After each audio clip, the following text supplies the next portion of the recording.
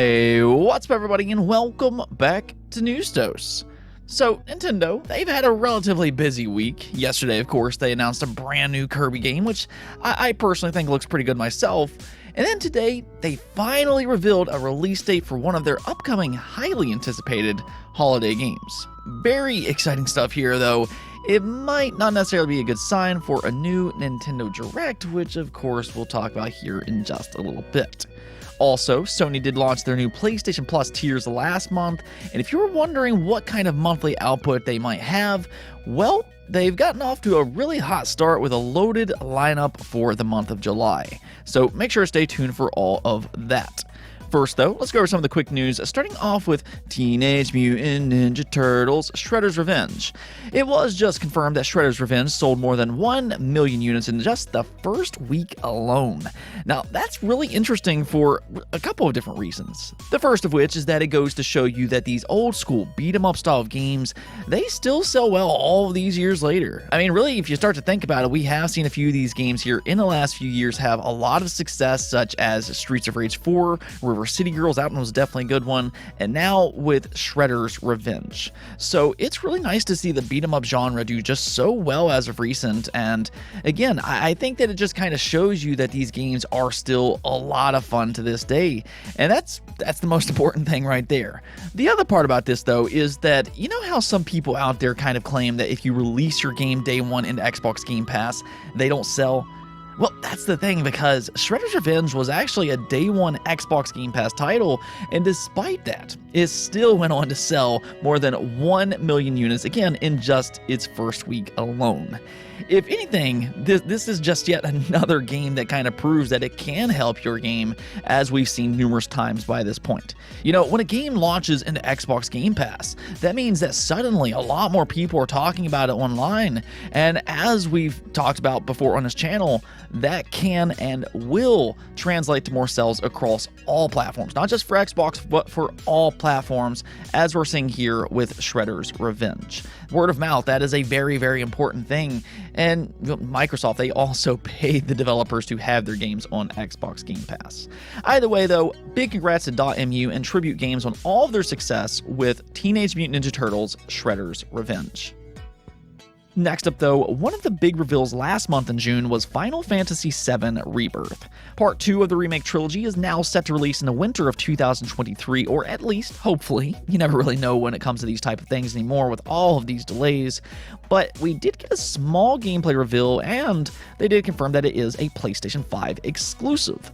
Now that, though, caught some fans off guard. I mean, on one side, it wasn't necessarily a huge surprise that Sony signed another exclusive deal with Square Enix. We've kind of seen how committed they are to that by extending Final Fantasy VII Remake Intergrade for an unknown period of time. But the surprise here was that Rebirth will not have a PlayStation 4 version.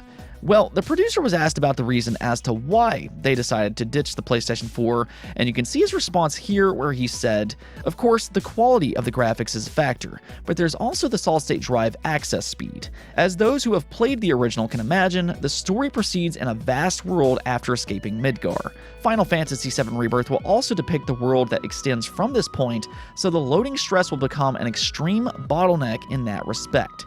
In order to overcome this and play the world comfortably, we felt the specs of the PlayStation 5 were needed." So there you have it, and I think that this does make sense. Rebirth will likely have more exploration with just a bigger overall world than what we saw in Part 1. That's where that extra power from the PlayStation 5 and the NVMe solid-state drive will really come in. It'll be able to load environments much faster, and they'll be able to just process more assets at higher quality just overall. Now, maybe they could get it running on older hardware or a mechanical hard drive, but for technical reasons, focusing on newer hardware might be best when it comes to these ambitious projects. You know, you have to remember that the PlayStation 4 will be 10 years old next year, and while it's still a good console and everything, there will be that point where developers start to move on from it to take advantage of the extra power of the PlayStation 5. And really, I think that this is going to be a major trend in 2023. I think next year is where a lot of these developers and publishers start to exclusively transition to these next generation platforms, being the Xbox Series and the PlayStation 5. Let's go talk about Nintendo though, because yes, they finally revealed a release date for Bayonetta 3 and showed off some new gameplay today. Well, we'll get into that here in just a moment, but it is now official. Bayonetta 3 is slated for an October 28th release for this year. So there it is, it's real, it's confirmed, and it is happening. And for you massive Bayonetta fans out there, yes, there is even a collector's edition that includes a 200-page art book and 3 game cases, one for each Bayonetta title. I haven't seen a price for this just yet, but my guess is that we're probably looking at $100 or somewhere around that area. As kind of a bonus here though, they did also announce a standalone physical release for the first Bayonetta game, which will release for the Nintendo Switch on September 30th for $30. This apparently will be very limited, so if this is a game that you want, you're gonna want to keep your eyes peeled for where you can pick this one up, as only unknown select retailers will carry it. This, however, does mean that you can now own the entire Bayonetta trilogy on the Switch physically, which is really cool to see. As for its new gameplay trailer, though, I'm just going to kind of say that the wait was well worth it. I do think that Bayonetta 3 looks really good, and I think much better than when we last saw it. I mean, for a game that's running on a Switch, it looks impressive visually and might end up being one of the better visual showcases for the Switch just in general. I actually don't think that that's overly surprising though, because this is coming from Platinum Games, which in my opinion already has one of the better visual showcases on the Switch, being Astral Chain. That game looks excellent, and so does Bayonetta 3. And you know what? That's actually something else about this game, because yes, it is coming from Platinum Games, and it's almost like a return to form for them. Of course, they released Babylon's Fall earlier this year, which was a major failure for them, so hopefully they can bounce back in a big way here with Bayonetta 3. You can see, though, that the combat in this game is very fast, it's flashy, it's got that sassy sense of humor once again. It shows multiple characters that you can play as, there's monsters that you can ride, it's got some cool transformations, and the game just looks incredible. It looks diverse, it looks fluid, it looks fast-paced. Yes, this game looks excellent so far. I know you Bayonetta fans out there have waited for just such a long time, but I'd say based on this trailer here, the wait, again, has been well worth it. Suddenly, though, Nintendo's holiday is starting to look just that much better. I mean, when you start to look at it, they have a really good lineup of exclusive titles for the rest of the year. I mean, here are some of the games that they've already confirmed for 2022. This includes Live Alive HD, that's coming out later this month, Xenoblade 3 also coming out later this month, Kirby's Dream Buffet set sometime for this summer, you have Splatoon 3, Mario plus Rabbids Sparks of Hope, Bayonetta 3, and then in November, what looks to be their biggest release being Pokemon Scarlet and Violet.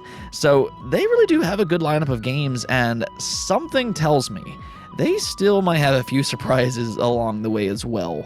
They could still release Advance Wars Reboot Camp because that game is finished, and hey, maybe also that Metroid Prime remake is actually true as well. Definitely crossing my fingers for that one. But actually about that, that's kind of the thing about this announcement. On one side, it is a very exciting announcement, but it was also kind of strange in how Nintendo announced this game. Now, the reason I say that is that I think most of us were kind of expecting an announcement like this to be made at a Nintendo Direct. In fact, I think that a lot of us expected this announcement to be made last month. But, well, they didn't do that, and instead gave it its own standalone announcement here. I don't think that that necessarily bodes well for a new Nintendo Direct anytime soon. There were some people out there that were kind of clinging onto that hope that a Direct would be sometime this month, but I think that this kind of weakened the chances of that actually happening. It is what it is, I guess, but the month that I would look at personally right now is September, as Nintendo did have that big Direct in September last year. So who knows? Maybe they could possibly hold a Direct then. Let me know what you all think, though. When do you think Nintendo will hold their next big Direct? And also, what do you think about Bayonetta 3? Are you liking what you're seeing so far? And are you going to pick it up when it releases later this year on October 28th? Now, also, one other thing I want to talk about today is Sony and their new PlayStation Plus tiers. It did have its global launch last month in June, and it has a pretty good list of games so far, but with any type of subscription service, one of the most important things is consistent, high-quality content.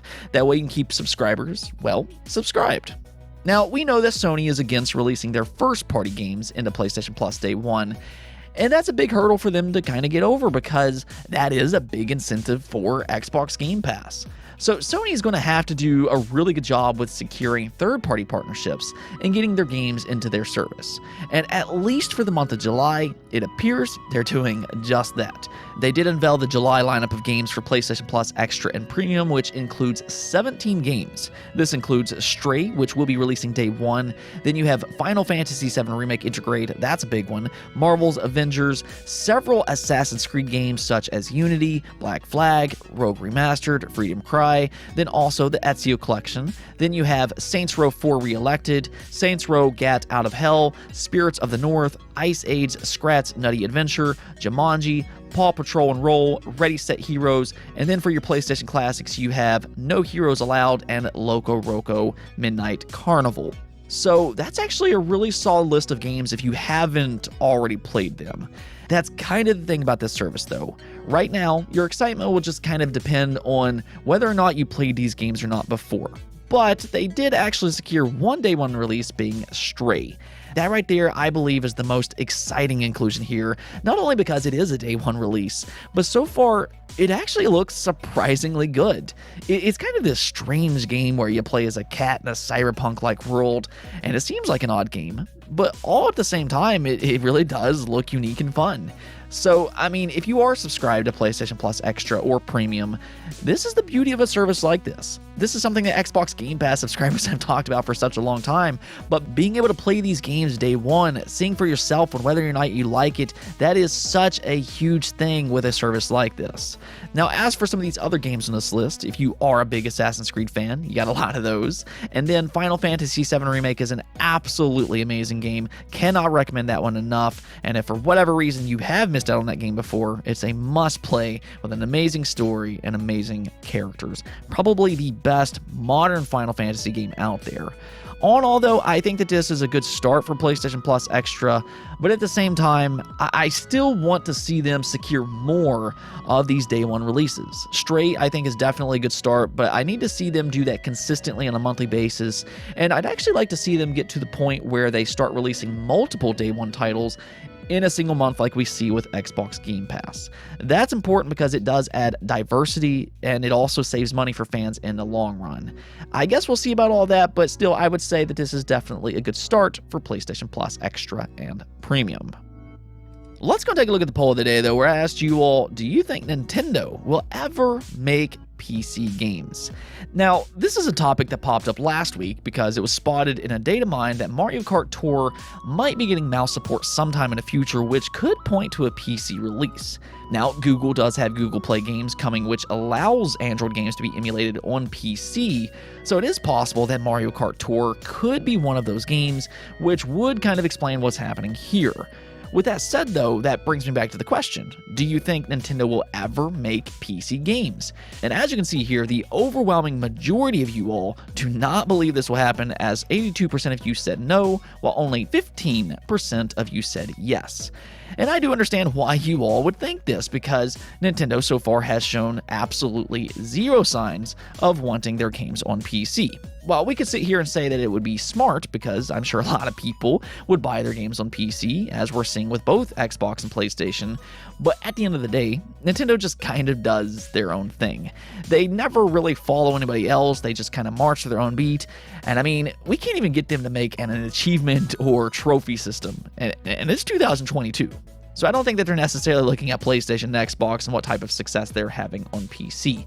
But what I do know about Nintendo is that they are very protective over their IP and their consoles, and for that reason, at the very least, I don't expect them to think about PC anytime soon.